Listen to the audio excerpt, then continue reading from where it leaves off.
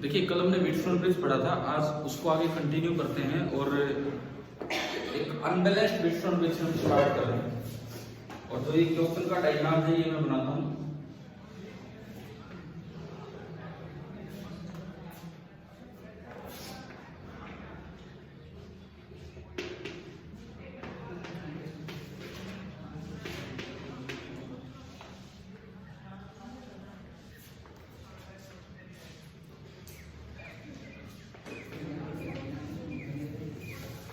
ये आपका A B, इधर है 5 ओम,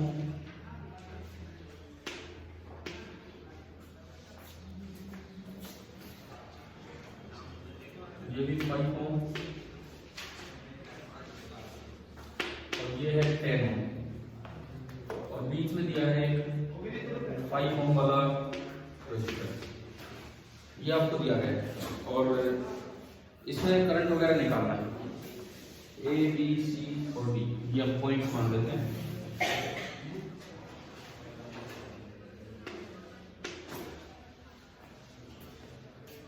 तो कुल मिला के ये सर्किट हमें सोल्व करना है और कुछ नहीं है। तो पहली बात तो ये बैलेंस्ड है कि अनबैलेंस्ड है, ये देखो चेक करो। क्या कल वो डेराइव होगी थी कंडीशन कि हो तो आपने 2 बार केवीएल लगाना था, उससे आराम से वो डेराइव हो जाती। ये गेट बंद कर दो, ठीक है। वैसे लगा दो, बीच बीच में आएंगे कोई आता रहेंगे। बस देखिए ये कैसे पता लग रहा है बैलेंस है या अनबैलेंस है। आमने सामने का प्रोडक्ट, ये तो प्रोडक्ट बन रहा है 100 और ये प्रोडक्ट 25, देखो अनबैलेंस है, यानी कि बीच वाली वायर में करंट तो फ्लो करेगा। कैसे फ्लो करेगा? ऊपर से नीचे, नीचे से ऊपर। ये कैसे डिसाइड होता है ना, मैं बताता हूँ डायरेक्ट कैसे डिसाइड होता है। सुनिए, इन दोनों का प्रोडक्ट कितना है 100, ज्यादा है ना इससे। इनका प्रोडक्ट कितना आ रहा है 25, ज्यादा है। एक बार आप उसको हटा दो, मान लो कि वो हटे हुए। अगर ये हटे हुए होते, बैटरी से करंट यूज चलेगा। मैं बीच वाली ब्रांच में करंट कैसे डिसाइड करना है उसका तरीका बताता हूं। अगर इस तरह का अनबैलेंस्ड व्हीटस्टोन ब्रिज आए तो जो वाला प्रोडक्ट ज्यादा हो उसको हटा दो, हटा दिए। अगर ये नहीं होते तो इस करंट को इधर आना पड़ता, अब ये नहीं होता तो इस करंट को नीचे से ऊपर ही जाना पड़ता। क्या इसमें उल्टा दे रखा है तो कोई नहीं, आंसर में नेगेटिव देगा फिर करंट। समझ गए हो? अगर उल्टा दे रखा है तो आंसर में नेगेटिव। यार कितनी देर होगी घूमते हुए, कभी उधर जा रहे कभी इधर आ रहे। ठीक है,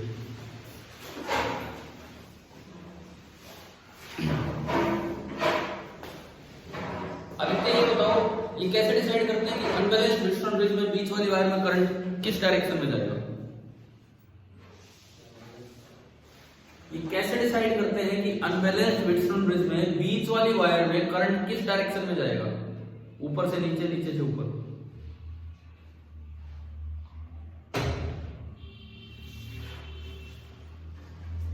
देख लो तो, अब इधर सुन तो कैसे डिसाइड करते हैं। पहले इसको देखिए, बैलेंस्ड है कि अनबैलेंस्ड है? अनबैलेंस्ड। तो अब क्या करो, प्रोडक्ट देखिए, 10 और 10 का प्रोडक्ट 100 और 5 और 5 का 25। क्लियर? कौन सा बड़ा प्रोडक्ट? इसको थोड़ी देर के लिए रख लो, जैसे है ही बीच वाले ब्रांच में करंट की डायरेक्शन देखने के लिए। अब बैटरी से करंट चलेगा, ये है ही नहीं तो सारा करंट इधर, और वो है ही नहीं तो ये करंट ऊपर। बीच वाली ब्रांच में करंट की डायरेक्शन आ गई, समझ। अब आपकी बुक में जो एरो दे रखा है इसमें ऊपर से नीचे, इसका मतलब जो आंसर आएगा वो नेगेटिव आएगा। ऊपर से नीचे लो, नीचे से ऊपर दिखाओगे तो पॉजिटिव आएगा। समझ आ रही है? ठीक है। दूसरी बात, इसको सोल्व कैसे करें सर्किट को। मान लो मुझे ये आई लेके आना, इसको सोल्व कैसे करें, इसको डिस्ट्रीब्यूट कैसे करें। यहां पे अगर मैं ये आई करंट आया, इसका कुछ पार्ट ऊपर गया I1, तो केवीएल के अकॉर्डिंग यहां कितना बचेगा? I minus I1। अब उसके बाद ये फिर से पॉइंट आ रहा है, क्या बनेगा भाई, फिर से करंट को बांटना होगा तो ये एक और वेरिएबल बढ़ जाएगा भाई। इससे बचने का तरीका क्या है, यहाँ एक डायगोनल सिमेट्री है। आप सिमेट्री देखिए, ये 10 है तो ये भी 10 है, ये 5 है तो ये भी 5 है। जैसा डिस्ट्रीब्यूशन होगा वैसा ही कलेक्शन होगा। मींस अगर 10 वाले में i1 गया है तो 10 वाले से कितना निकल के आएगा i1। 5 वाले में i माइनस i1 गया है तो 5 वाले से ही कितना निकल के आएगा i माइनस i1। वो गेट बंद कर देगा।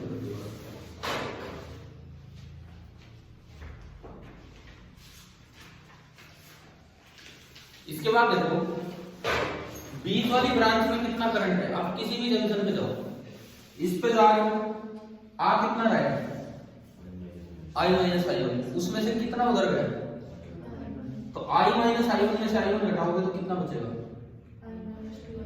i minus 2i1। या ऊपर चेक कर लो, आ कितना रहा है i1, और कितना जोड़े कि ये बन जाए। क्या i1 में ये जोड़ने पे बन रहा है, चेक कर लो। क्या i1 में ये जोड़ने पे वो आ रहा है क्या बाहर आ रहा है, इसका मतलब हमारा डिस्ट्रीब्यूशन हो गया। हमारा डिस्ट्रीब्यूशन हो गया और कुल मिला के वेरिएबल कितने बने, दो ही तो वेरिएबल, दो वेरिएबल के लिए तो दो इक्वेशन बहुत हैं। दो लूप लिखने चाहिए हमें। एक लूप तो ये रहा, इसमें घूम लेंगे, और दूसरा लूप का है। अगर इसमें घूमोगे तो कोई फायदा नहीं, सेम इक्वेशन बनेगी बिल्कुल, क्योंकि आपने वही 5 10 5 10 ले रखे हैं। इसी तरह दूसरे में कम से कम एक बैटरी को इन्वॉल्व करो, मान लो नीचे नीचे ये घूम रही है, ठीक है। तो देखते हैं हम और इसको समझते हैं कि कैसे आएगा। सबसे पहले यहां निकालते हैं i1 potential drop plus minus 10 into i1। इस ब्रांच में देखें तो यूं करंट जा रहा है तो ये तो माइनस होगा, ये प्लस होगा, और कितना होगा 5 इंटू i माइनस 2i1। और इसमें देखेंगे तो ये प्लस ये minus 5 into i minus i1। उधर लगाने का कोई बेनिफिट नहीं है, सेम आना है। तो चलिए इसमें घूमते हैं इस तरीके से। पहली एंट्री में यहां से ले रहा हूं माइनस से प्लस, रूट नंबर 1 में मैं केवीएल लगा रहा हूं। माइनस से प्लस अगर आप गए तो क्या बनेगा, पॉजिटिव की negative, positive i into R, तो 5 इंटू i माइनस i1। उसके बाद यहां से गए माइनस 10 इंटू i1। उसके बाद माइनस से आए तो प्लस कितना 5 इंटू i माइनस 2i1। लिखने की जगह नहीं थी तो इसलिए हम डायरेक्ट लिख रहे हैं, और इक्वल टू 0। क्या ये पहली इक्वेशन आ गई समझ, थोड़ा i1 में ठीक ठाक सी इक्वेशन बना लेते हैं। 5i ये रहा, 5i ये रहा, कितना हो गया 10i। अब i1 को संभालते हैं, माइनस का 5i1 माइनस 10i1 मतलब 15i1 हो गया, माइनस 10i1 मतलब 15i1 हो गया, और माइनस 10 माइनस 25 हो गया, minus 25i1 and it is equal to 0। अगर आप 5 कॉमन ले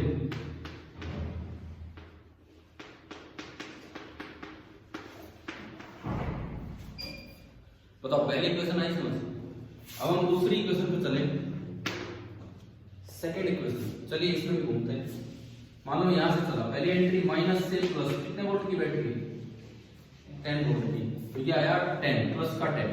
अगली एंट्री ये प्लस से माइनस, कितना होगा 10 इंटू आई, समझ आ रहा है, माइनस 10i प्लस से एंट्री ले लो। उसके बाद इधर आओ, फिर दोबारा आप प्लस से माइनस जा रहे हो तो माइनस 5 इंटू आई माइनस i1, 5 इंटू आई माइनस i1। उसके बाद और आगे चलो, प्लस से एंट्री ले रहे हो तो माइनस 10i1 और इक्वल टू हो गया 0। हो गया भैया, बताओ इक्वेशन आ रही है समझ। हमने इसको भी ढंग से सिंप्लीफाई किया, minus 10i minus 5i minus 15i, और minus minus plus 5i1 minus 10i1 minus 5i1, और इस 10 को उधर भेज दो, -10, -5 कॉमन लिया तो 3i plus i1 is equal to, कितना कॉमन लिया था आपने, -5। क्या दो इक्वेशंस बन गई? इनको सोल्व करना तो आसान काम। कैसे सोल्व करें हम? मान लो मुझे i निकालना, i1 गायब करना है, तो इक्वेशन 2 को 5 से मल्टीप्लाई करो और इसमें से इक्वेशन 1 को घटा दीजिए। इक्वेशन 2 को 5 3 15, 15i माइनस 2i 39। ठीक है, आप एक बार आंसर निकाले रखो इसको, देखते हैं ना फिर कितना क्या है। 39, उसके बाद 5i1, ये जुड़ना था, ये जुड़ना था, जुड़ेगा 5i1 से 5i1 कैंसिल, ये 5 गुना 3 15 प्लस 2 जुड़े गए। ठीक है, 17i is equal to 5 to 10 10। i कितना आ गया, और i आ गया तो बाकी भी सारे आ जाएंगे। अब तो इन्हीं से निकालना, i की वैल्यू से पुट करो, i1 आ जाएगा, i1 उसमें सब पुट करते रहो। आपकी बुक में इसमें डायरेक्शन यूज रखी है तो जरूर उसका आंसर नेगेटिव आया होगा, है ना। ठीक है, अब मैंने आपको डायरेक्शन भी चेक करके बता दी कि कैसे चेक करते हैं, क्योंकि कई बार क्या होता है सवाल में ऑप्शन ही ऐसे बस खाली डायरेक्शन पूछ रहा है, तो आपको क्यों इतना सोल्व करना है। अब डायरेक्ट ही बताओ कैसे। अच्छा, क्या कोई और कोई शॉर्ट तरीका था ये आई डायरेक्ट लिखने का? इस तरह के सिमेट्रिकल अनबैलेंस्ड व्हिटस्टोन ब्रिज पढ़ा है हमने, कोई पढ़ा है? क्या फॉर्मूला होता है? याद तो ऐसा लीजिए, लेकिन फिर भी मैं चलो कोशिश करता हूँ लिखने की। जब भी कभी ऐसी सिमेट्री हो, जब भी कभी ऐसी सिमेट्री हो कि इधर का बराबर, इधर का बराबर अनबैलेंस्ड है, तो एक फॉर्मूला सा हम बना के याद करते हैं आर इक्विवेलेंट का। इसको और इसको कह देते हैं R1, इसको और इसको कह देते हैं R2, और बीच वाले को R3। अब जो डिनोमिनेटर होता था, डिनोमिनेटर उसमें तो आता था R1 plus R2 plus 2 times R3, था ना कुछ ऐसा फॉर्मूला। ऊपर दो का प्रोडक्ट आता है,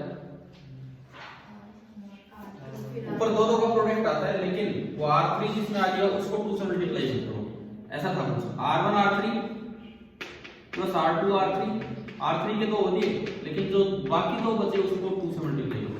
देखो मुझे बस थोड़ा ध्यान आ रहा है, शायद ऐसा फॉर्मूला था, यही था। एक बार वेरीफाई हो जाएगा, अगर आई सेम निकल जाए तो। इससे आर इक्विवेलेंट निकालते हैं, पूरे सर्किट का आर इक्विवेलेंट ऊपर का। R1 कितना है 10, R3 5, 10 into 5 50,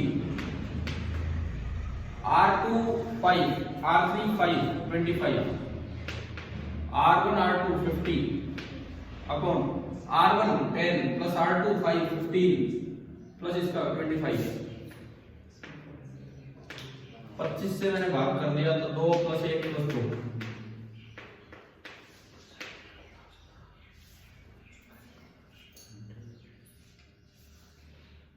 कुछ गलत ही आ रहा है। अच्छा, उसको 2 से मल्टीप्लाई करना था, ये 100 आएगा, तो 25 से डिवाइड किया तो 4 आएगा। नीचे तो सही किया होगा ना, 4 2 6 और 1 7 हो गया। वो 7 और 10 ये रहा, तो पूरे सर्किट का टोटल रेजिस्टेंस कितना हो गया 70। बैटरी कितने वोल्ट की 10 वोल्ट की, तो जो करंट यहाँ से चलेगा वो आपका कितना आएगा 10/70। क्या ये फॉर्मूला याद हो गया कैसे करना है? ठीक है, अब एक्चुअली ये मुझे भी याद नहीं था, लेकिन मैं श्योर था कि लिखा जा सकता है, बिकॉज ये इस तरह से जनरेट हो जाता है। जनरेट नहीं मतलब याद किया हुआ इस तरह से, कोई पहले आप डिनोमिनेटर लिखो R1 R2 प्लस इसका डबल, फिर जिसका डबल यहाँ कर दिया उसके प्रोडक्ट में 2 मतलब हो, और जो 2 बच गए उनके प्रोडक्ट में 2 लगा दो। यही आपका ऑपरेशन। हाँ, इस व्हिटस्टोन ब्रिज का आर इक्विवेलेंट ए और सी के बीच। लेकिन अगर ये सवाल आपके सीबीएसई बोर्ड एग्जाम में आए तो ये शॉर्ट फॉर्मूले यूज नहीं करने, फिर तो आपको ये इसी तरह से सिमेट्री का यूज करके दिखाना होगा।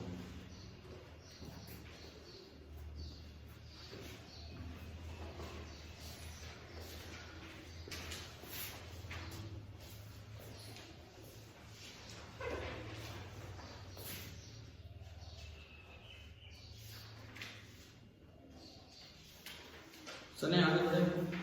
Wilson bridge balance unbalance solve करने आएंगे आपको दोनों। कल वो कंडीशन डेराइव कर ली थी आपने, आमने सामने का प्रोडक्ट बराबर होगा या नहीं? मैंने कहा था 2 बार केवीएल लगाना, फिर मैंने कहा था I1 बाई I2 निकालना दोनों से, फिर उनको इक्वेट करना, वहां से कंडीशन आएगी।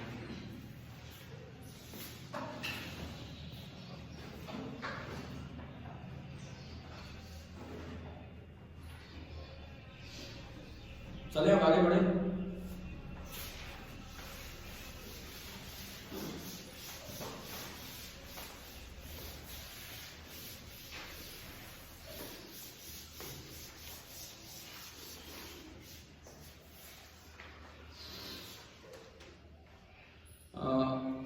एक और मैं सवाल लेता हूं।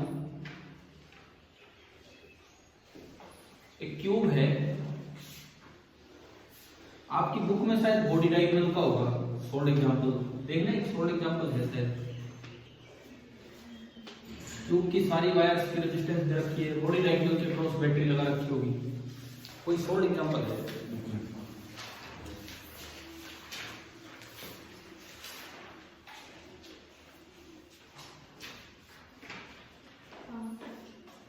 इसमें जो बैटरी लगा रखी है बॉडी डायग्राम के क्रॉस है, ये तो आप वहां से करोगे, बॉडी डायग्राम वाला तो वहां से करोगे, सिमेट्री वगैरह का यूज है ना।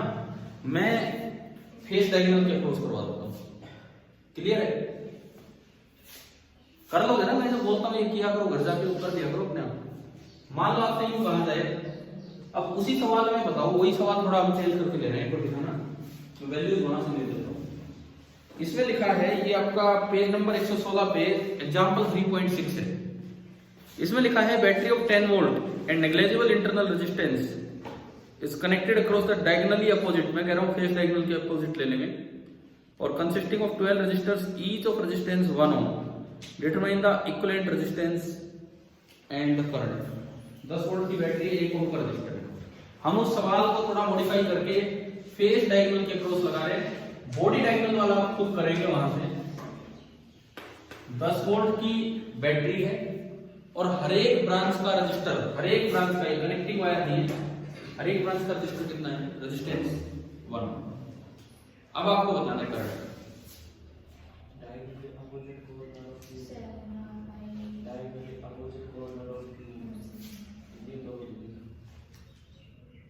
तो फिर क्या हुआ? तो यार ये तो मैं शायद 3-4 बार बोल चुका हूं। हम कौन सा कर रहे हैं? Phase diagram. मैं क्या कह रहा हूँ, बॉडी डायग्राम का तो बुक में सोल्ड है, आप वहां से देख भी लोगे, कर लोगे ना वो, ठीक है। मैं फेस डायग्राम के अप्रोच करवा रहा हूँ। अब कोई रिजल्ट पेपर में डायरेक्ट ना यूज करके, सीबीएसई में यार नंबर ही नहीं आएंगे फिर ऐसे अगर सीधे फॉर्मूले लगाओगे तो, क्योंकि इनको बच्चे याद कर लेते हैं, बॉडी डायग्राम, फेस डायग्राम सब कुछ याद कर लेते हैं, लेकिन ऐसे नहीं। आपको वहां करना कैसे है वो देखना होगा। मान लो करंट चला आई, भाई करंट का बंटवारा होगा, कौन से 2 रास्ते एक जैसे दिख रहे हैं बाहर निकलने के लिए? कौन से 2 रास्ते आपको बिल्कुल एक जैसे नजर आ रहे हैं बाहर निकलने के हिसाब से? ऊपर 3 रास्ते हैं करंट के पास, ये और ये। बाहर निकलने के हिसाब से कौन से 2 रास्ते एक जैसे नजर आ रहे हैं? ऊपर वाले, ठीक है। ये तो पता नहीं कहीं पहुंचा रहा है, कहीं दूरी, ये बिल्कुल बराबर सी दूरी पे पहुंचा रहा है। इसका मतलब अगर इसमें करंट I1 गया तो इसमें भी करंट कितना जाएगा? I1। ये पाथ सिमेट्री है, तो इसमें KCL से कितना आएगा? I minus 2I1। समझ आ रहा है? ठीक है। अब एक और सिमेट्री का यूज होगा यहां पर, एक और सिमेट्री। इन 2 रास्तों के लिए जैसा डिस्ट्रीब्यूशन होगा वैसा ही एंड में कलेक्शन होना है। उसका कारण होता है, आप अगर इसका एक डायगोनल प्लेन बनाएं, उस डायगोनल प्लेन के अबाउट ये सर्किट बिल्कुल सिमेट्रिक है। डायगोनल प्लेन के अबाउट जैसा इधर है वैसे उधर है। तो इसका मतलब जैसा डिस्ट्रीब्यूशन होता है शुरुआत में वैसा ही एंड में कलेक्शन होता है। अब डिस्ट्रीब्यूशन क्या है, I1 I1 और I माइनस 2I1, तो कलेक्शन भी वैसा ही होगा, I1 I1 और I माइनस 2I1। ये कुछ सिमेट्रीज हैं जिनसे क्वेश्चन थोड़े जल्दी सोल्व हो जाते हैं, समझ आ रहा है? ठीक है, ये दोनों क्यों इक्वल लिए, क्योंकि पाथ एक जैसे, जैसा डिस्ट्रीब्यूशन वैसा ही कलेक्शन, क्योंकि डायगोनल प्लेन के अबाउट ये सिमेट्री है। अब क्या फायदा होगा इस चीज का, ये और ये डायरेक्टली जुड़े हुए हैं आपस में, अब फायदा दिखेगा इस चीज का, ये और ये डायरेक्टली जुड़े हुए हैं और इसमें I1 है और इसमें भी I1 है, तो क्या बीच वाले वायर से कोई करंट आया जा रहा है? नहीं ना, इसका मतलब इस कनेक्शन को आप यहां से हटा सकते हैं। सिमिलरली यही हाल यहां पे है, तो इस कनेक्शन को भी आप यहां से हटा सकते हैं। तो क्या इन वायर्स में कोई भी करंट है? नहीं, तो ये सर्किट हमारा छोटा हो गया ना, तो ये वायर किसी काम की है और ना ये वायर किसी काम की है। किसमें और किसमें हटेगा ना, ये हटा दिया, ये समझ आ गया क्यों हटाए, या इसमें कोई डाउट है? और कोई वायर नहीं हटेगी, क्योंकि इसमें फिर से करंट बटेगा, यहां आने के बाद करंट दो रास्तों में बटेगा, बिल्कुल एक जैसे दोनों पाथ, आधा आधा हो जाना है। I माइनस 2I1 का half, I minus 2I1 by 2, और ये भी I माइनस 2I1 बाई, बस हो गया जोड़ के ऐसे पूरा डिस्ट्रीब्यूशन आ गया। अब कैसे करें इसका इक्विवेलेंट सर्किट? अगर सीरीज पैरेलल और व्हीटस्टोन से हो जाए तो बहुत अच्छा है, नहीं तो फिर केवीएल लगाना पड़ता है, लेकिन यहां मुझे लग रहा है सीरीज पैरेलल और से बात कम है भाई। ये दोनों ब्रांच सीरीज में होगी, जो करंट इसमें आ रहा है वही इसमें जाएगा, क्योंकि बीच वाली ब्रांच में कोई करंट था ही नहीं। तो इसमें 1 और 1 का कितना हुआ? 2। ये दोनों ब्रांच भी सीरीज में, 1 और 1 का 2, और वो 2 और 2 आपस में पैरेलल में, समझ गए हो? वो भी इन्हीं के बीच में और ये भी इन्हीं के बीच में, तो 2 और 2 आपस में पैरेलल में, पैरेलल में 1 हो जाएगा 2 और 2 का। अच्छा वो 1 हुआ, ये सारा हटा दो मैं, अगर समझ आ गया तो इसकी जगह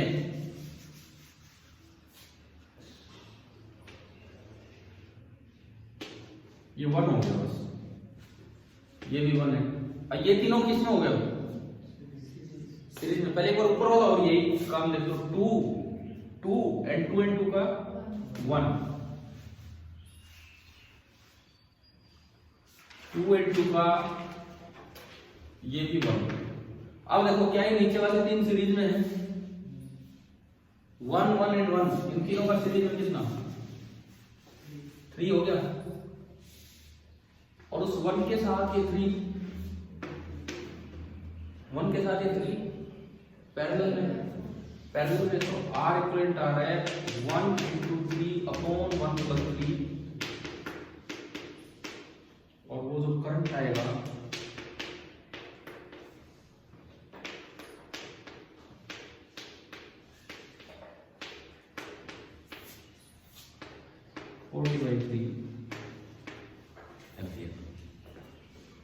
समझ आ गया? ठीक है, बॉडी डायगोनल का भी कर सकते हैं ये सब अभी किया ही, ताकि क्लियर हो जाए। फेस डायगोनल का तो ये हमने अलग से ले लिया, बॉडी डायगोनल का वो सॉल्व एग्जांपल नंबर कौन सा है? 3.6, सॉल्व एग्जांपल नंबर 3.6 एनसीईआरटी का। अब हम उस पे आते हैं, मतलब ये समझने के लिए कि जरूरी नहीं ऐसी सीरीज पैरेलल से हर बार छोटा होगा चले, कि अब तक ये भी लगा के भी बात बने। ये अपने घर पे बना लेना अभी कैसे क्या होते हैं, ठीक है? अभी मैं चलता हूँ आगे।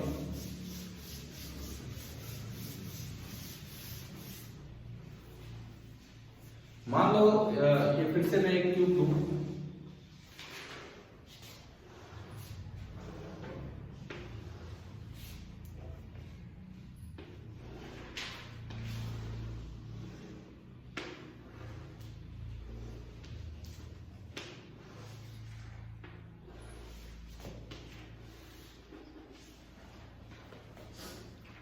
और इस बार एक बॉडी डायगोनल के अप्रोच, जैसे ये पॉइंट है और दूसरा पॉइंट ये।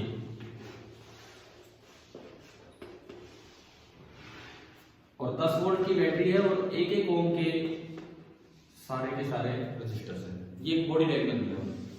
अब कैसे बात बनेगी बताओ, ये करंट आई चला, हाँ भी बताओ, 3 रास्ते हैं, कोई सिमेट्री है? पिछली बार 2 एक जैसे थे, इस बार तीनों एक जैसे, तीनों ही एक जैसे, क्योंकि यही निकलना है अपोजिट फोर्स सर्किट। ये जहां से लेके जाएगा उतनी दूरी से ये लेके जाएगा, उतनी दूरी से ये लेके जाएगा, समझ रहे हो? तीनों एक जैसे होते तो बहुत फायदा हो गया। क्या फायदा हो गया बताओ? सेम करंट डिवाइड कर दो, यानी कि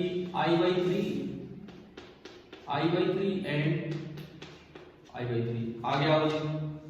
2 रास्ते बाहर निकलने के हिसाब से दोनों एक जैसे, ये भी इसी रास्ते से लेके जा रहा है, उतनी दूरी से ये लेके जा रहा है, फिर से डिवाइड कर दो, कितना हो गया? I/6 and I/6। इधर आओ, इसके भी 2 रास्ते बिल्कुल एक जैसे, I/6 एंड I/6। इधर आओ, इसके भी 2 रास्ते बिल्कुल ही एक जैसे, तो ये भी आपका I/6 एंड I/6। अब कलेक्शन करो, I/6 और I/6 जुड़ के I/3, I/6 और I/6 जुड़ के I/3, और I/6 और I/6 जुड़ के I/3, और 3 जगह से I/3 आ रहा है, और ये जुड़ के कितना हो जाएगा? I। क्या डिस्ट्रीब्यूशन हो गया? वेरिएबल कितने बचे? 1, 2 भी नहीं है, कोई I1 भी नहीं है। लेकिन यहाँ ना कोई सीरीज है, ना कोई पैरेलल है, ना कोई वेट्स कंपैरिजन, कुछ नहीं है ना, सीरीज इसकी नहीं, कोई ब्रांच हटी नहीं गई, तो ऐसे तो सर्किट छोटा होगा नहीं केवल डायरेक्टली।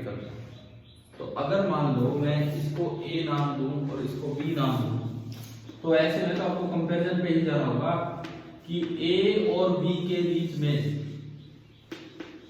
मैं एक इक्विवेलेंट रेजिस्टेंस दिखाऊं R इक्विवेलेंट, और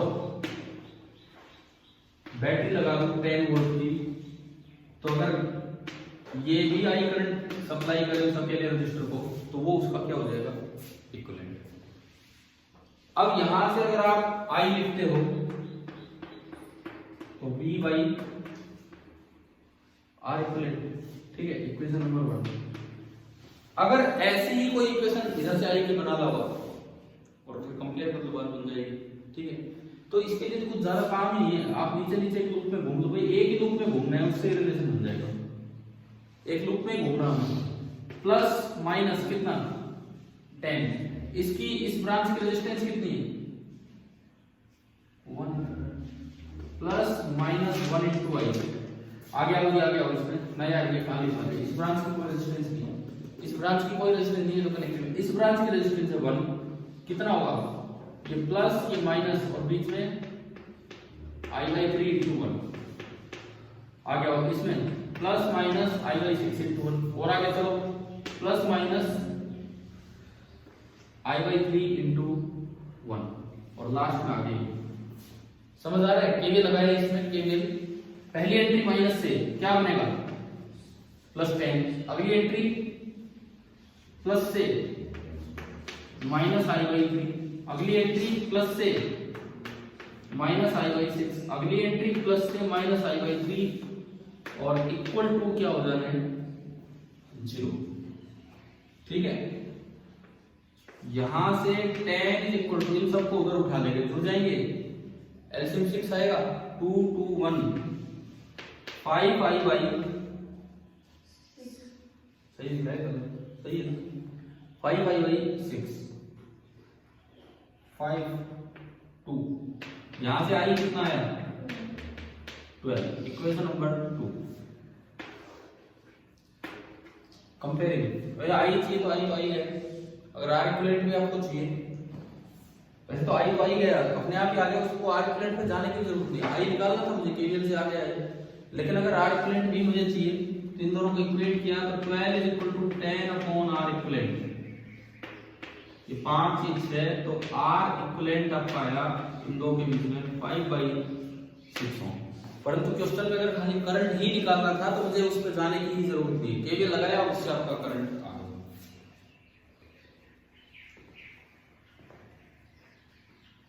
बताओ ये केवीएल कैसे यूज हो रही है? सिमेट्री वाले सर्किट्स में समझ आ रहे हैं? ठीक है, चलो आगे बढ़ो। एक तो और मैं सिमेट्री के सर्किट्स ले रहा हूं ताकि थोड़ा समझ में आए कि किस तरह से इनको यूज करना है।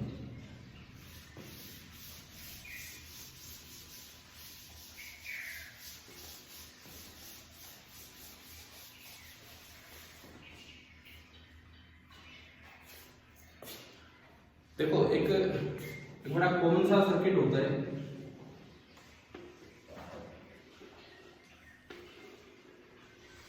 सिमेट्री का यूज समझाने के लिए।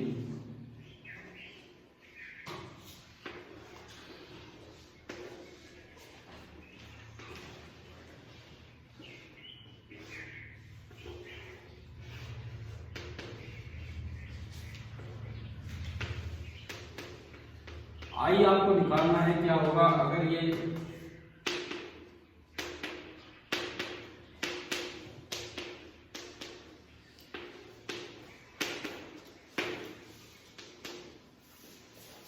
है आई निकालना होगा।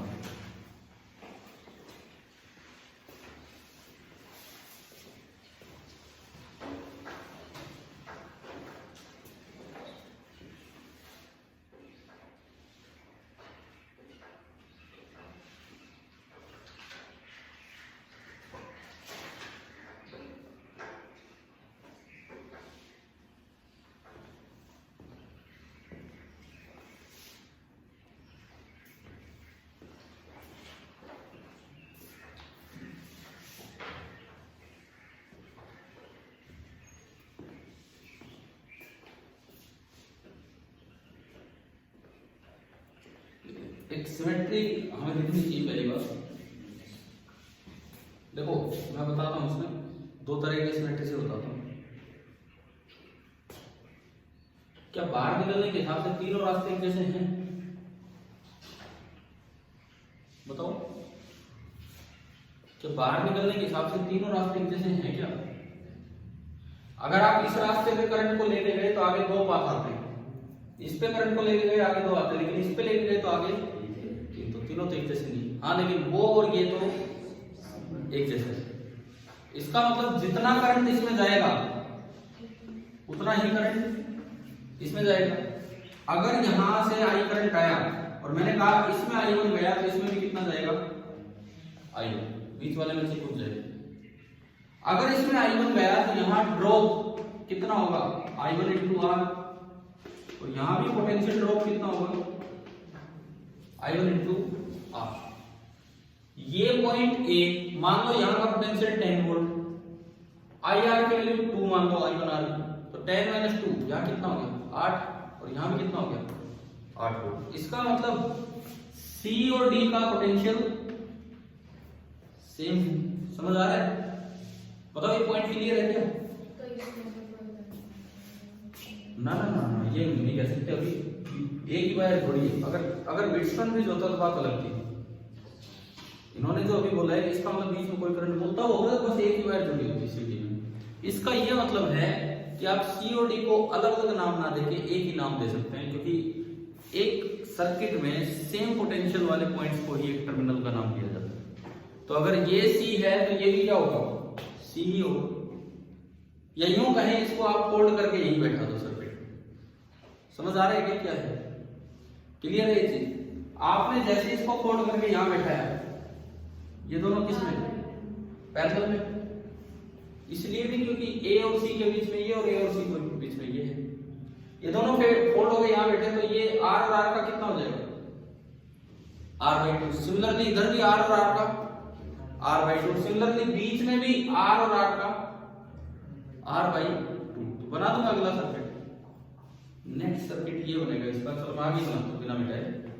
इसका इक्विवेलेंट अगर मैं दिखाना चाहूं, ये तो एक ही है R, ये भी एक ही है R, लेकिन ये R और R का R/2, ये भी R और R का R/2, और इवन बीच वाला भी R/2।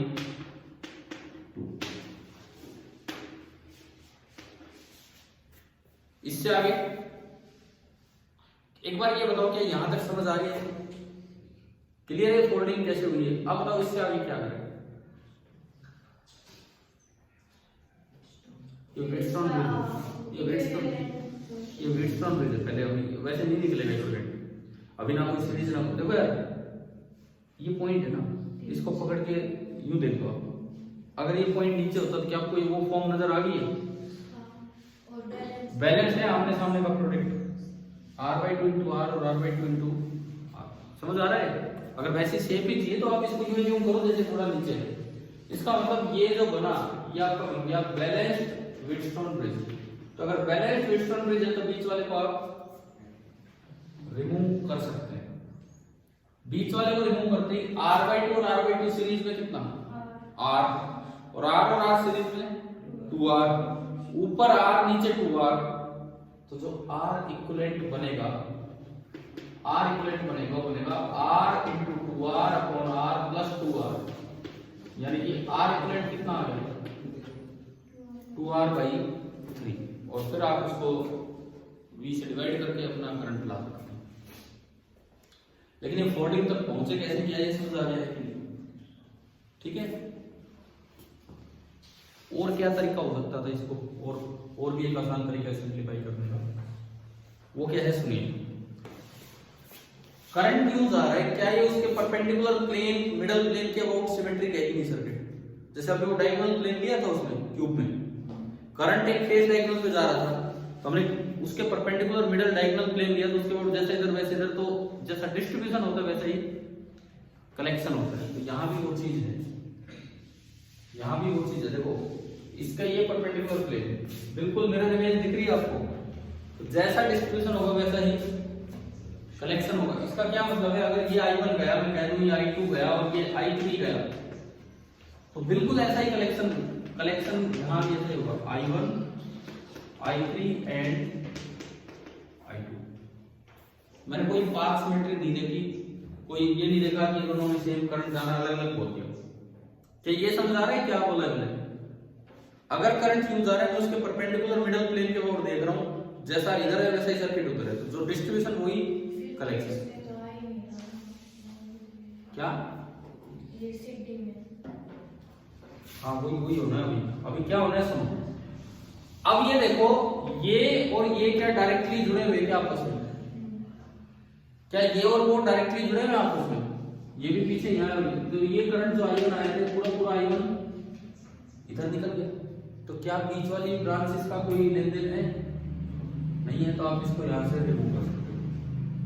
ये I3 पहले इधर आ गया, I2 आया और ये I2 नीचे से आ रहा था, इधर पूरा निकल गया। इसका मतलब यहाँ इसका कोई कनेक्शन ही नहीं। और ऐसे ही ये I3 आया, ऊपर के कनेक्शन हट चुके हैं, I3 पूरा आगे चला गया, तो इसका भी कोई कनेक्शन नहीं, यानी कि बीच वाले किसी भी काम के ही नहीं। बताओ ये वाला तरीका आ गया समझ में? अगर ये बीच वाले किसी काम के ही नहीं है तो आपने ये हटाया, ये हटाया, R और R का सीरीज हो गए 2R, ये 2R, ये 2R, 2R 2R 2R 2R गई थी, वही तो आंसर आएगा। ये तो और भी आसान मेथड, उसमें तो व्हीटस्टोन ब्रिज बना, बैलेंस अनबैलेंस इस तरह से हुए, ये तो और भी आसान मेथड है। समझ आया? ये सिमेट्रिक चेक करनी आ गई। सेकंड वाला मेथड, सेकंड मेथड क्या कहता है कि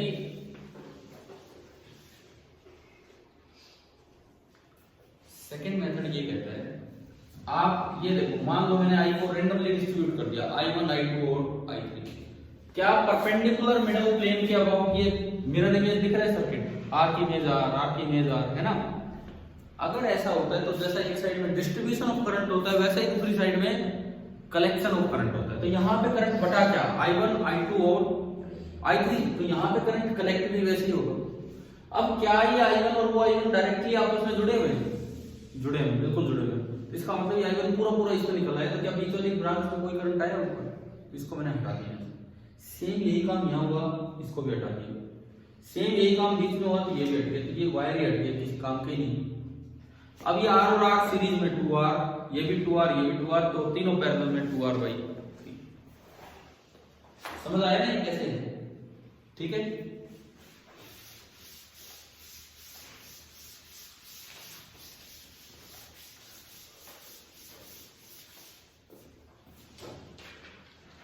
आप ये करके दिखाइए।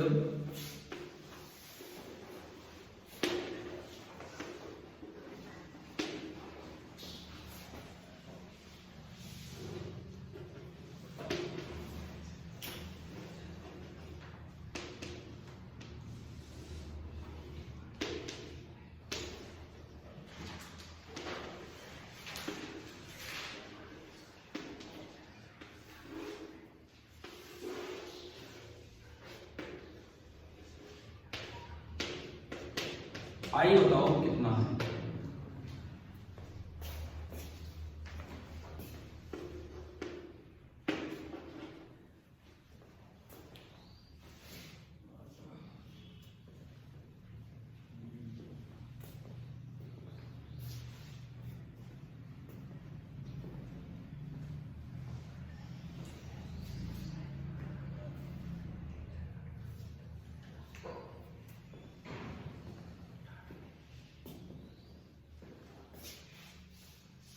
कोई भी तरह की सिमेट्री, कोई भी तरह की जो हम अभी सीख रहे हैं यूज होगी उनमें से।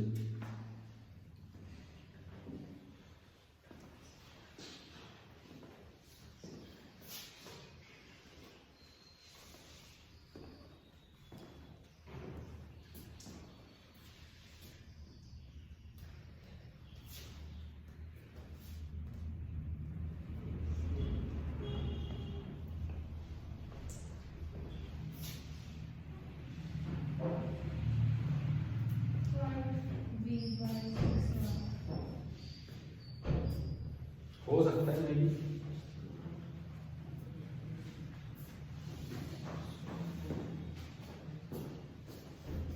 और डिस्ट्रीब्यूशन और कलेक्शन वाली सिमेट्री आप लगा लीजिए।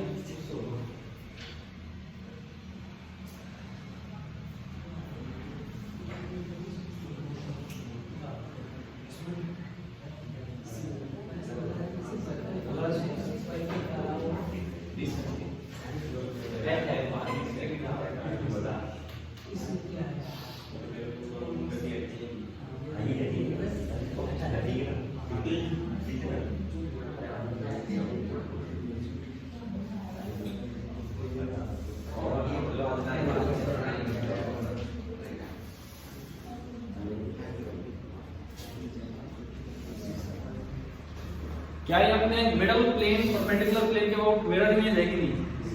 इसका मतलब जैसा डिस्ट्रीब्यूशन वैसा ही कलेक्शन होगा।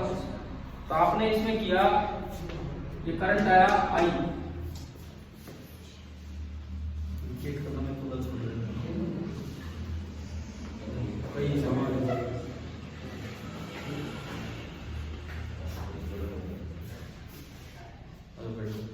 देखिए ये आई आया, मैंने माना इधर आई वन गया इधर आई टू, तो जैसा डिस्ट्रीब्यूशन है वैसा ही कलेक्शन भी लेना होगा। तो इधर से आई वन आएगा और इधर से आई टू।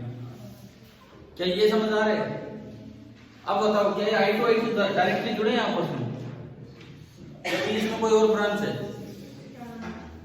ये आई टू डायरेक्टली जुड़े हैं, बीच में कोई और ब्रांच है? ब्रांच है तो कोई फायदा नहीं हुआ इस चीज का, कोई फायदा नहीं हुआ ये जो हमने किया। ऊपर देखो I1 डायरेक्टली जुड़े हैं। क्या I1 वाली वायर और I1 वाली वायर आपस में डायरेक्टली जुड़ी है? जुड़ी है ना, तो ऊपर फायदा है। यानी कि ये करंट I1 यहां तक आया और यहां से सीधा आगे निकल गया। इसका तो मैं कुछ नहीं कर सकता, ये तो यहां के बाद पता नहीं कैसे बटा होगा क्या नहीं, क्योंकि ये उससे नहीं जुड़ा है डायरेक्टली। ठीक है, अब इसका क्या फायदा बताओ, यहां बताओ कि यहां से कोई करंट नहीं, तो मैं हटा दूं इन दोनों। क्यों? ऐसा नहीं हो सकता जो आया चुपचाप इधर चला गया। हम क्यों इतना ही तो कह रहे हैं कि हाँ, तो इन दोनों को मत हटाओ, ऊपर से हटाओ, इन दोनों को मत हटाओ, इसको ऐसे कर दो। समझ आए? अब तो बन गए सीरीज पैरेलल, अब तो बनी गई सीरीज पैरेलल। समझ आ गया क्या है? ये समझ आए? हमने वायर नहीं हटाई लेकिन ऊपर से कनेक्शन हटा दिया इसके लिए। अब ये आर और आर कितना? 2R। सिमिलरली ये भी सीरीज में आर और आर 2R, और 2R इस R के साथ पैरेलल में 2R into R upon 3R, 2R by 3। वो 2R by 3 इन दोनों के साथ सीरीज में 2R by 3 plus R plus R, 2R by 3 plus 2R, 8R by 3, 2R by 3 plus 2R, 8R by 3 हो गया। 8R by 3 और ऊपर 2R पैरेलल में आ गया 8R by 3, 8R by 3 और ऊपर वाला 2R पैरेलल में, तो R इक्विवेलेंट आ गया 2R into 8R by 3 divided by 2R plus LCM 3 लोगे कट जाएगा, ऊपर तो है 16R स्क्वायर, 3 तो 6 और 8 14R, एक R से एक R गया, 2 से कटेगा 8/7R। तो I आपका आ गया V/R इक्वलेंट, तो V/8R और ऊपर गया 7V/8R। क्या यही आंसर बोला था किसी बच्चे ने? कोई आंसर बता रहे थे अभी उन्होंने, क्या यही आंसर दिया था क्या? किसने बताया था आंसर? आपने? अलग था इससे? कोई नहीं, तो ये ऐसे हो गया। तो उस वाले तरीके से बताना कि ये दोनों ऐसे क्वेश्चन फोल्ड वाले फोल्ड हो ही नहीं सकते, फोल्ड होगा ही नहीं। क्या क्या ये दो रास्ते एक जैसे हैं क्या? फोल्ड कब हुआ था उस क्वेश्चन में? जब ऊपर वाला और नीचे वाला बिल्कुल एक जैसे पाथ थे। समझ रहे हो? एक जैसे पाथ थे तो जो डिस्ट्रीब्यूशन ऊपर हुआ वही नीचे हुआ वोल्टेज का। और मैं आपको डायरेक्टली याद रखना हो तो तरीका बता देता हूँ। करंट किधर से किधर जा रहा है? ए से बी। अगर ए बी लाइन के अबाउट सर्किट मिरर इमेज हो तो आप ए बी के अबाउट फोल्ड कर दीजिए। क्या ए बी से ऊपर सर्किट है तो ए बी के अबाउट मिरर में जाएगी, जबकि वो जो सर्किट है वो ऊपर भी था वो नीचे भी। अगर परपेंडिकुलर प्लेन के अबाउट मिरर इमेज है, आप अपन क्या लगाएगा? कोविड का इंजेक्शन कभी किसी के कभी किसी के। देखो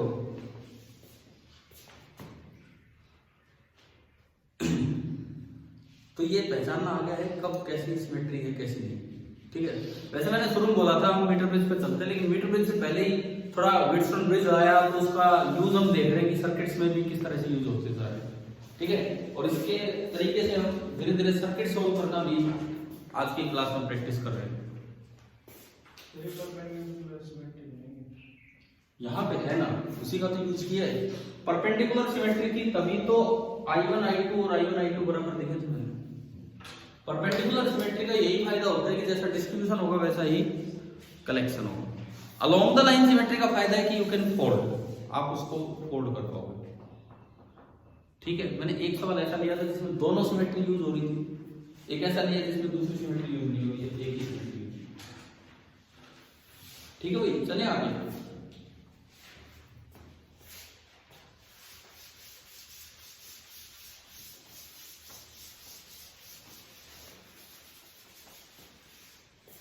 एक ये इस तरह के सर्किट जो आपने देखे होंगे,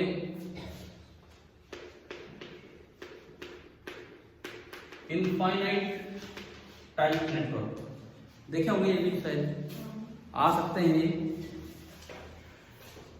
एक तो 1D एक 2D इंफिनिटी, 3D पे नहीं जाता काम। 1D या 2D ये दो चीजें हम सीखते हैं यहाँ पे। देखिए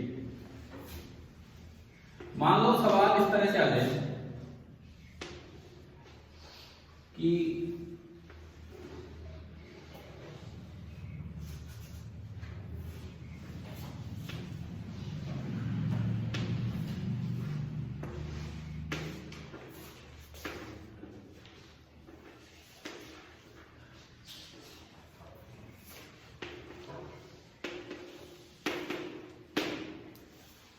इनफाइनाइट तो मैं बनाऊंगा इसको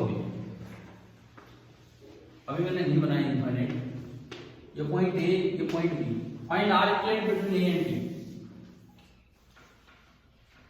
find R equivalent between A and B.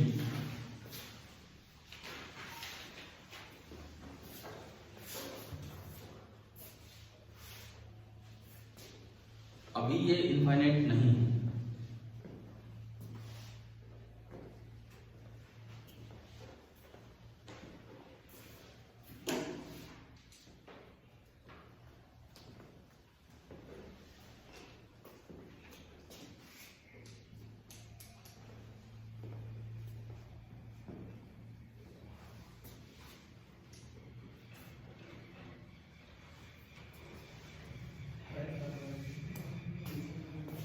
कितना देखते हैं। कोई करंट अगर ए से आता है, सपोज मैंने बैटरी लगा दी, कोई करंट अगर ए से आता है बटेगा, क्या ये आगे बढ़ेगा? यहां बताओ, यहां ये आगे बढ़ेगा कि नहीं बढ़ेगा? बढ़ेगा, कहां जाएगा? गिर जाएगा। कहां जाएगा? इधर कोई रास्ता ही नहीं आगे जाने का, नहीं जाएगा। ये जो भी करंट आना है सारा इधर जाएगा। क्या वो रेजिस्टेंस इस सर्किट में किसी काम का है? तो उसको कंसीडर नहीं करना, उसको हटा देना। ठीक है ना, वो किसी काम का नहीं है। क्या आंसर आएगा? ये दोनों किस में हो गई? सीरीज में। आर और आर का 2r, और 2r r के साथ पैरेलल में, तो 2r/3, और 2r/3 और r कितना हो गया? 2r/3 plus r। तो क्या आंसर आएगा इसका? 5r/3। ए और बी के अबाउट ये होगा। ठीक है, समझ आ गया होगा? चले आगे बढ़े। तो मैं इसको थोड़ा इनफाइनाइट बनाता हूं।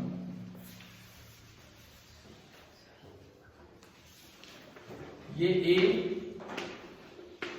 ये बी, लेकिन ये रुक ही नहीं रहा है, ये काम आगे बढ़ता ही जा रहा है अप टू इंफिनिटी। अब बताना है R equivalent between A and B. अब आपको बताना है R equivalent between A and B.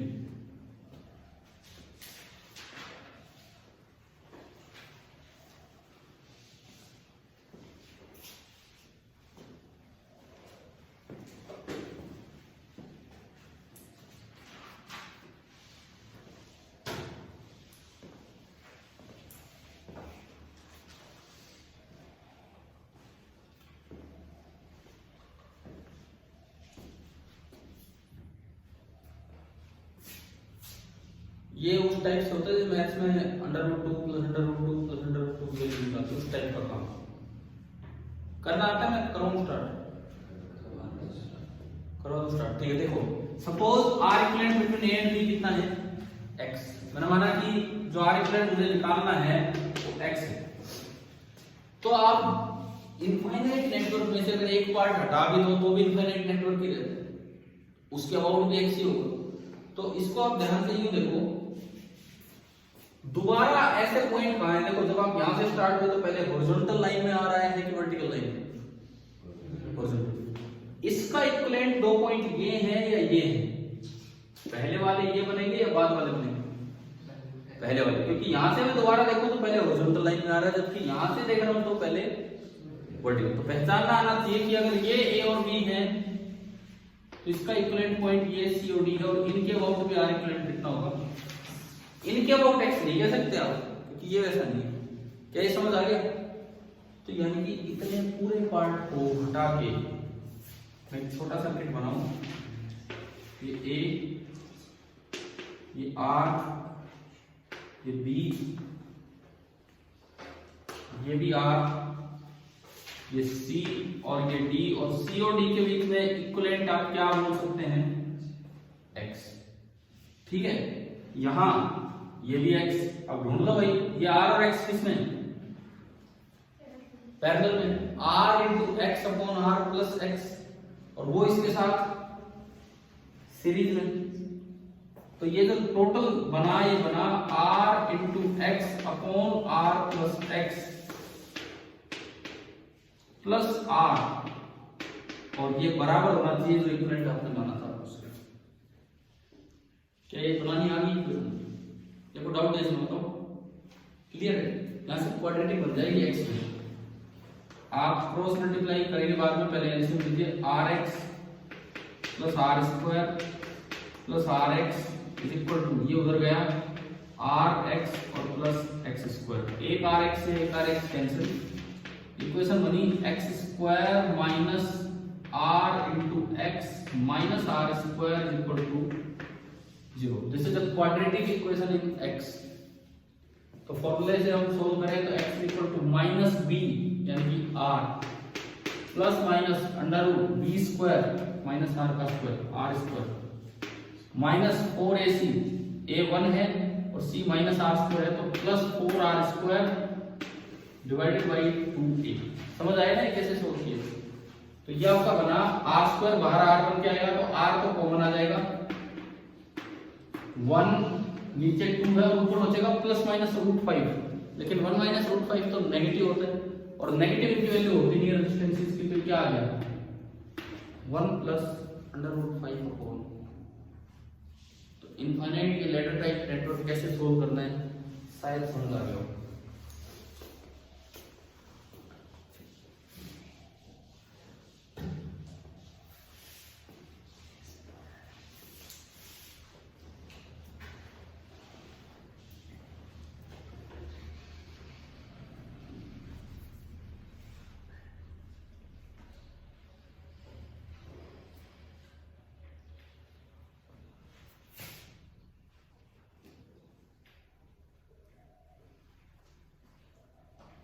चले आगे।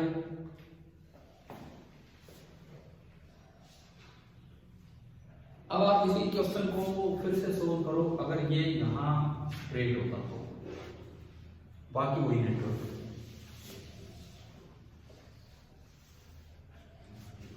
Find R equal cross A. मैंने बस ये रजिस्टर हटा के स्ट्रेट कर दिया।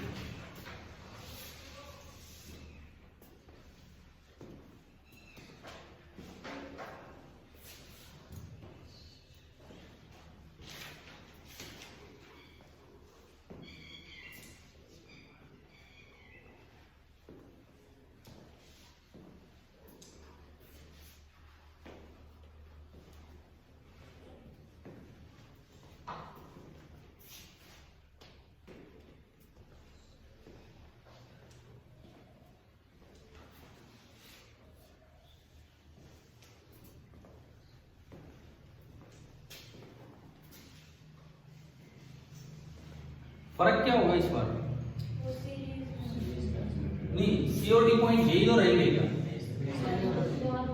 पहली बार में वर्टिकल लाइन में आ रहा है, तो इस बार जो सी और डी होंगे वो ये होंगे।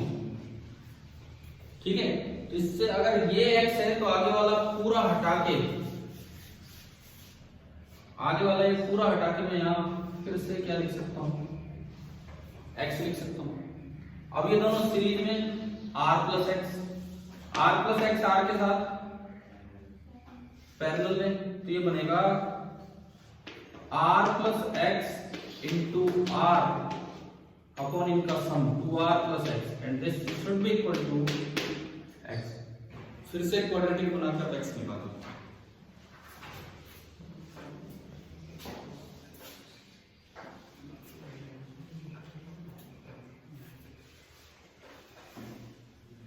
क्या ये 1D इनफाइनाइट नेटवर्क समझ आ गया?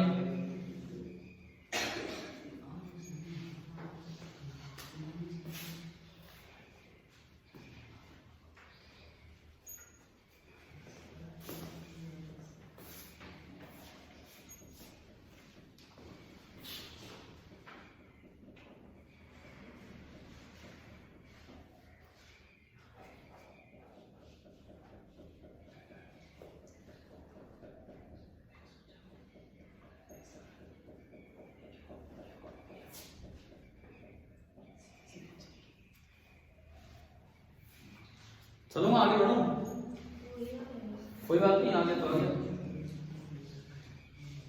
समझ में तो आया कैसे बनाए? क्या सेम आ रहा है? बिल्कुल, लेकिन सेम आ रहा है बिल्कुल।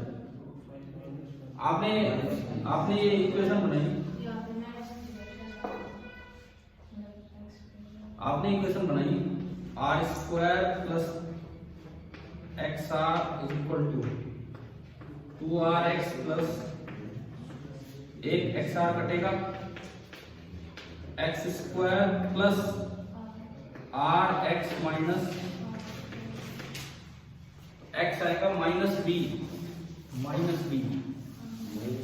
तो ये -1 हो जाना है ना लास्ट में, सेम नहीं आ रहा, उससे अलग आ रहा है -1 प्लस रूट 5 ठीक है। अब देखो, अगर 2D में इनफाइनाइट नेटवर्क हो,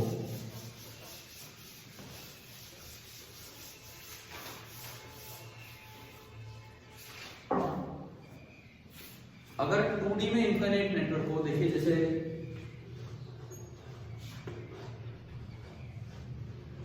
स्क्वायर टाइप अरेंजमेंट है,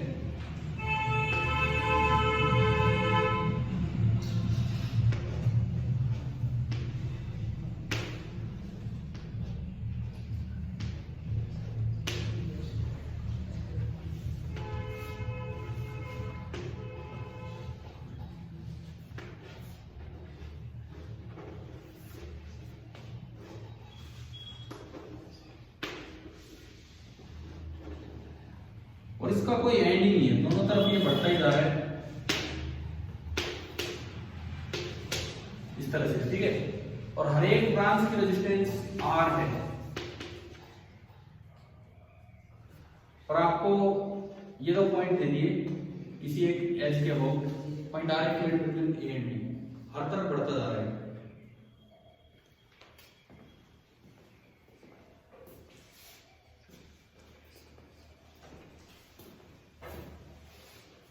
वैसे ये क्वेश्चन ओरिजिनली इरोडो का है, इरोडो सुना है ना, उस किताब का है ओरिजिनली। तो ये सवाल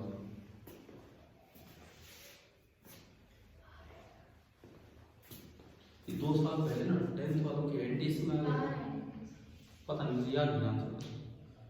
2 साल पहले 10th वालों के एनटीएससी पेपर में ये क्वेश्चन आ गया, और एक बच्चा बाई चांस पेपर से 2 दिन पहले डाउट यहीं पे आएगा, वो अपने डाउट में ये सवाल ले आया, जहाँ से बुलाया मुझे नहीं पता, तो मैंने उसको बता दिया था, उसको तो आंसर याद हो गया था, तो उसको तो दिक्कत आई नहीं। बाकी मोस्ट ऑफ द स्टूडेंट्स ये करके नहीं आए, जिन्होंने कर रखा था ये सवाल वही करके आए, नहीं तो लगभग बच्चे नहीं करके आए इस सवाल।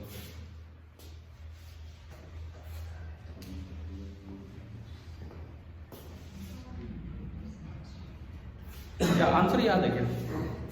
तो आंसर तो मुझे याद नहीं है, मतलब देखते कोई लॉजिक लगा के अगर आ रहा है तो हो सकता है।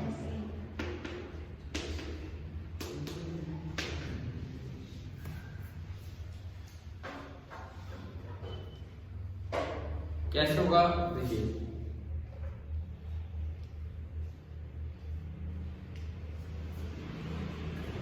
चलो एक काम करना, आप ये सोचना कम से कम कैसे होना है, कुछ तो आप ट्राई करेंगे, ठीक है। अब मैंने बता दिया इरोडो का, नहीं इरोडो में ढूंढने लगे, फिर वहीं से आंसर देख जाए, या इरोडो बुक के सवाल तो नेट पे मिल जाते हैं, उसमें डालने लगे, इस तरह से मत करना, ठीक है। ये आपको ट्राई करना है अपनी तरफ से, मैं हिंट दे के छोड़ रहा हूँ, हिंट क्या है वो सुनो, उसके बिना नहीं होगा, नहीं तो क्या होगा, स्टार्टिंग ही नहीं होगी आपकी। मान लो भाई ये इनफाइनाइट है, तो दूसरा जो एंड टर्मिनल है वो तो इंफिनिटी पे है, और इंफिनिटी का पोटेंशियल कितना होता है, 0, और जिस पॉइंट की अर्थिंग उसका पोटेंशियल भी कितना होता है, 0। तो मान लो मैंने एक बैटरी कनेक्ट की 20 वोल्ट की, यहां नहीं करनी, सुनो एक बार ध्यान से सुनो, एक एंड तो यहां कनेक्ट करो, दूसरा कर दो इंफिनिटी पे। इंफिनिटी का मतलब है कि आप उसकी क्या कर दो, अर्थिंग। तो भी बात हुई है, सपोज यहां से आई करंट आता है, अब जब ये करंट यहां आएगा, मैं बी से करंट नहीं निकाल रहा, तो सारे रास्ते एक जैसे हैं, क्योंकि इंफिनिटी पे निकलेगा करंट। तो कोई बैटरी कहां जुड़ी हुई, 0, अर्थ मतलब 0 वोल्ट, 0 वोल्ट कहां है, इंफिनिटी पे। तो जो भी करंट यहां से एंटर कर रहा है वो इंफिनिटी से निकलेगा। इंफिनिटी तक निकलने के लिए तो 1 2 3 4 चारों रास्ते ही एक जैसे हैं, इंफिनिटी सबके लिए बराबर दूरी पे है। तो अगर आई करंट आया तो कितना कितना बटेगा, I/4 I/4 I/4 and I/4। क्या ये समझ आ गया, ठीक है। एक बार इस बैटरी को इधर लगाओ, कि जैसे मैं केवल बी से यहां से हटाने के बाद नेगेटिव इधर पॉजिटिव इधर, और दूसरा एंड आपका इंफिनिटी। अब मैं करंट निकालने का काम कर रहा हूं केवल किससे, बी से। फिर से चारों रास्ते एक जैसे हैं, तो क्या चारों हिस्सों से बराबर करंट आगे जुड़ा होगा कि नहीं, यानी कि हर ब्रांच से कितना करंट आया होगा, I/4 I/4 I/4 और I/4। तो अगर मैंने दोनों मिला दिए, दूसरा एंड इंफिनिटी पे, ना इसका छोड़ा ना इसका छोड़ा, अगर मैंने बैटरी यहां कनेक्ट कर दी, देखो इससे मुझे पता लगा, अगर मैं ये कनेक्शन देता हूं तो ए से बी कितना करंट जा रहा है, I/4। अगर मैं ये वाला कनेक्शन देता हूं तो भी ए से बी कितना करंट जा रहा है, I/4। इसका ये मतलब है कि अगर मैं एक और कनेक्शन दूं, कि मैं ए और बी के बीच में बस बैटरी कनेक्ट कर दूं, तो दोनों काम एक साथ होंगे, ए बी में भी करंट जाएगा, एंटर भी करेगा और बाहर भी निकलेगा बी से। तो बाई सुपरपोजिशन प्रिंसिपल, अगर केवल एंट्री देते हो तो करंट I/4, केवल एग्जिट करवाते हो तो भी करंट कितना है, तो दोनों काम एक साथ कराओगे तो दोनों का सम कर दो, तो नेट करंट इस ब्रांच में कितना जाएगा, I/2। इसका मतलब अगर इसमें अगर करंट आई आता तो इसमें कितना जाता, I/2 इधर गया और I/2 rest of the network में गया। समझ आ रहा है क्या हो रहा है? देखो मैं फिर बताता हूँ, हमने पहले केवल ए से एंट्री करो, तो पता लगा अगर केवल ए से एंट्री है तो ए बी ब्रांच में करंट कितना है, I/4। केवल बी से एग्जिट करवाते हो तो भी ए बी ब्रांच में करंट कितना है, ए से बी I/4। तो आपने बैटरी ऐसे लगा दी, तो भाई सुपरपोजिशन प्रिंसिपल दोनों काम एक साथ होंगे, तो ए बी ब्रांच में नेट करंट कितना हो जाएगा, I/2, दोनों का सम I/4 plus I/4, same direction में थे। अब देखो कितना करंट आ रहा है टोटल, I, जिसमें I/2 तो इधर गया और I/2 he rest of the network में गया। यानी कि अगर मैं इसका इक्विवेलेंट डायग्राम दिखाऊं, ये ए और बी के बीच में एक तो ये वायर है जिसका रेजिस्टेंस कितना है, R है, और मुझे ये पता लगा कि मैं अगर I करंट यहां से भेजता हूं, हाँ जी भाई कौन क्या कह रहा है यार, कौन है यहाँ पे इतना डिस्टर्बिंग एलिमेंट जो बिना मतलब की बात कर रहा था।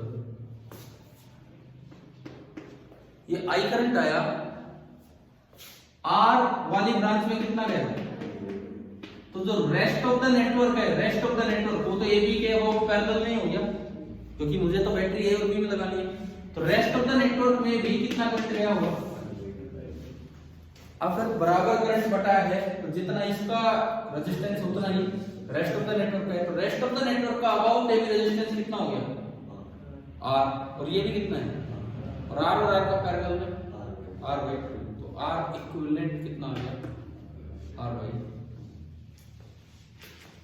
समझ आ रहा है। अब जैसे मैंने बताया एक बच्चा इस सवाल को पूछ के गया, उसको तो आंसर याद था, तो उसको तो अगले दिन वो कह रहा है मेरा सॉल्यूशन ध्यान नहीं था लेकिन आंसर ध्यान था।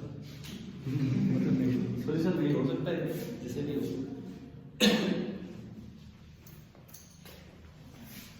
और ये उस साल ना स्कूल वाला एनटीएससी का बैच मेरे पास नहीं था, तो मैंने ये क्वेश्चन 12th वाले बैच में करवाया था एनटीएससी पेपर से पहले, लेकिन एनटीएससी बैच होता तो भी पता नहीं मैं करवाता नहीं करवाता, क्योंकि कई बार यूं भी तो रहता है इनफाइनाइट नेटवर्क कहाँ है उनके, इस तरह का।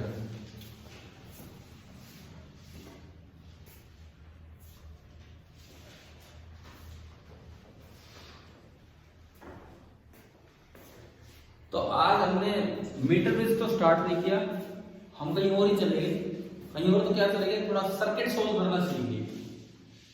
क्या ये समझ आ गया, ये पार्ट ये भी इक्वली इंपॉर्टेंट पार्ट है, सर्किट सोल्व कैसे किए जाते हैं, और इसमें लास्ट में हमने इनफाइनाइट नेटवर्क का भी सीख लिया। अब मैं थोड़ा चेंज करके आपको होमवर्क के लिए देता हूँ। स्क्वायर का मैंने करवा दिया, ऐसा ही 2D इनफाइनाइट नेटवर्क है, लेकिन उसमें स्क्वायर है, इसमें हेक्सागन बने हुए हैं, एक एक पार्ट जो है वो क्या है, हेक्सागन। मिटा दो इसको,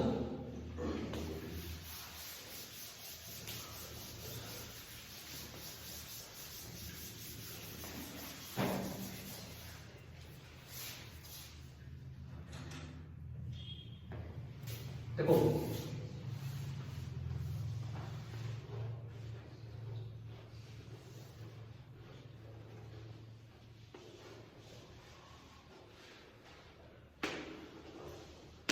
ये आर ब्रांच के 6 वायर है, लेकिन यही काम कंटिन्यू कर देना है।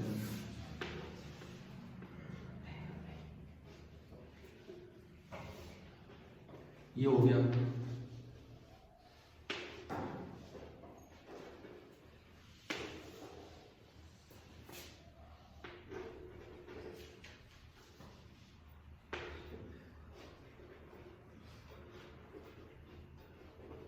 समझ में आ गया क्या कैसे फैलता ही जाता है सिस्टम।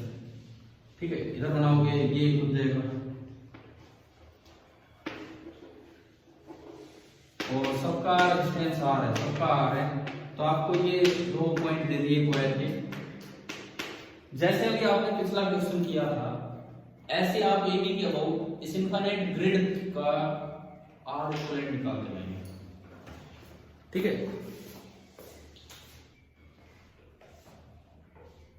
करवा दो, स्टार्ट करवा दो, अगर करवा सको तो भी, पता नहीं है, याद तो है मुझे, कर रखा है या ये कर दो तो ट्राई कीजिए।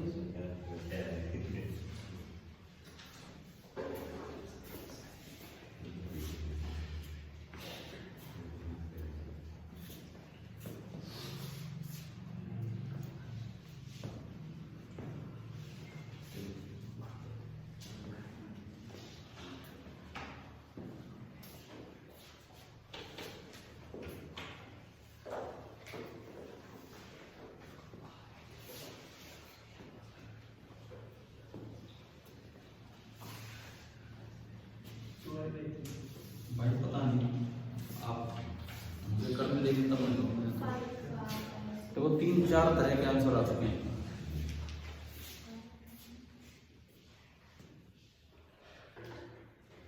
सबसे पहले तो ए पे करंट एंटर करवाओ बस, और कुछ नहीं। अगर ए पे आई करंट एंटर होता है तो बाहर तो इंफिनिटी से निकलते हैं सारे रास्ते एक जैसे। कितने रास्ते हैं? 3। तो कितना करंट बटेगा? तीनों में आई गई थी। सिमिलरली जब इधर से निकालोगे तो भी कितना करंट आएगा इसमें?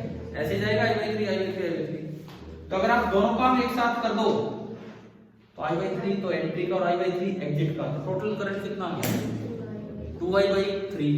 अब वैसा ही नेटवर्क बना दो, बिल्कुल वैसा ही। ये A, ये B, ये तो R, और ये बचा हुए को हम क्या बोल रहे थे? रेस्ट ऑफ द नेटवर्क, है ना। और ये आपने बैटरी लगाई और हमें पता लगा कि I में से इधर कितना गया?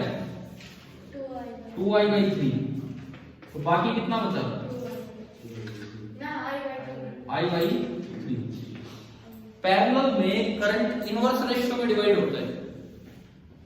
तो ये डिवाइड ऐसे हो रहा है कि 1/2 तो रेशियो होगा 2/1 रेजिस्टेंस का, यानी कि R ये आपका कितना हो जाएगा? 2R। तभी तो करंट ऐसे बटेगा। समझ गए हो कि नहीं? ये पॉइंट आया समझ? पैरेलल में तो करंट बढ़ता है इनवर्स रेशियो में बढ़ता है। तो अगर ये R है और यहाँ डबल करंट है तो उधर रेजिस्टेंस डबल होगा 2R, और 2R और R पैरेलल में है। ये तो सीधा 2R × R upon 2R + R। तो R इक्वलेंट कितना आ गया? 2R/3। ये कोई बोला था ये वाला आंसर 2R/3 आपने ऐसे किया था? ठीक, मतलब थोड़ा सुपरपोजिशन प्रिंसिपल का यूज करना पड़ता है 2 डायमेंशनल इनफिनिट ग्रिड नेटवर्क। अब ये बताओ, आज की क्लास में हमने तरह तरह के सर्किट सॉल्व किए हैं, समझ आ गया है? अगली क्लास में कल हम मीटर ब्रिज से अपनी शुरुआत करते हैं। ठीक है, थैंक यू।